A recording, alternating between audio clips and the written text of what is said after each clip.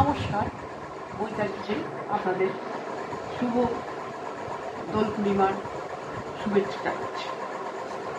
আজকে হঠাৎ বাড়ির সবাই ইচ্ছা করলো যে একটু ঝালমুড়ি বা মশলা মুড়ি থাকতে।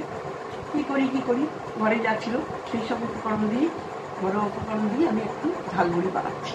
তাই আপনাদের সঙ্গে একটু শেয়ার করছি। আপনারা একটু দেখে নিন আমি কেমন করছি। আমি নিয়েছি এই এক বাটি মুড়ি।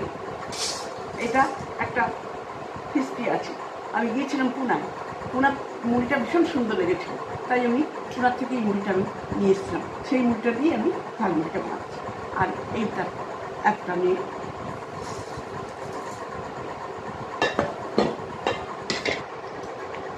মুড়িটা আমি অন্য পটে চেঞ্জ করে নিচ্ছি, ছোটো হয়ে যাচ্ছে পট, সেই জন্য আমি একটু বড় পটে নিচ্ছি।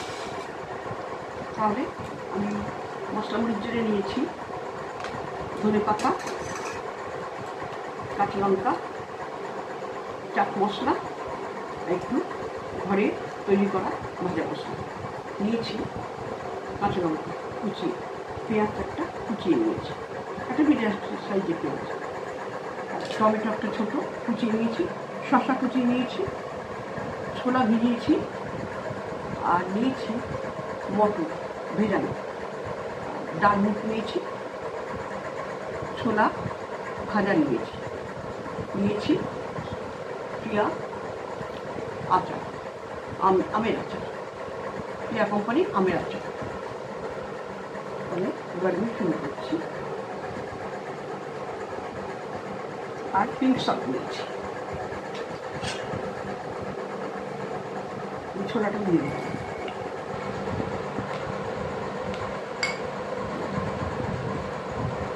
ছোলা ভাজাটাও দিয়ে দিই, ডাল মুখটা দিয়ে দিই,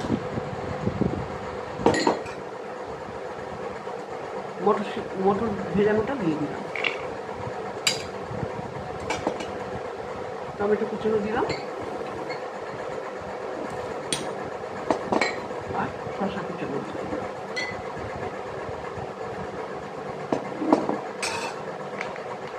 এবার আমি একে একে পেঁয়াজ কুচানো দিলাম, ধনে পাতা কুচানো দিলাম, আর কাঁচা লঙ্কা দিচ্ছি।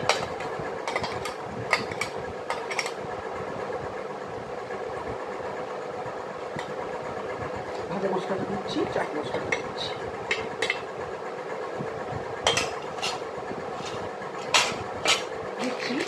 Pink salt. আমি আমার মতন একটা হাফ চামচি দিলাম, আপনারা আপনাদের টেস্ট অনুযায়ী দিয়ে দেবেন। আর দিচ্ছি আচারটা, এতে আমি সরষের তেলও দিয়ে রেখেছি।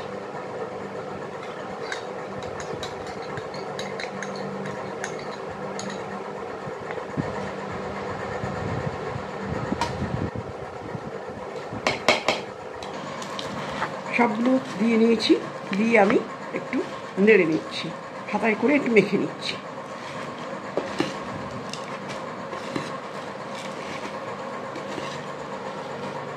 মুড়িটা আমার মাখা হয়ে গেছে সব উপকরণ দিয়ে। তাহলে এবার আমি সার্ভ করে দিচ্ছি।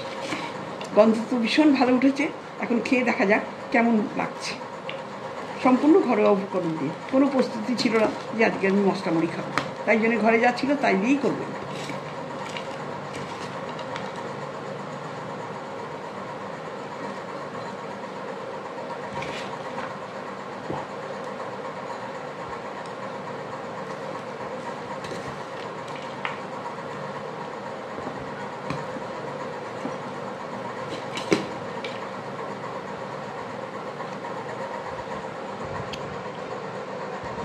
হয়ে গেল আমার ঘরোয়া স্বাদের মশলা মুড়ি।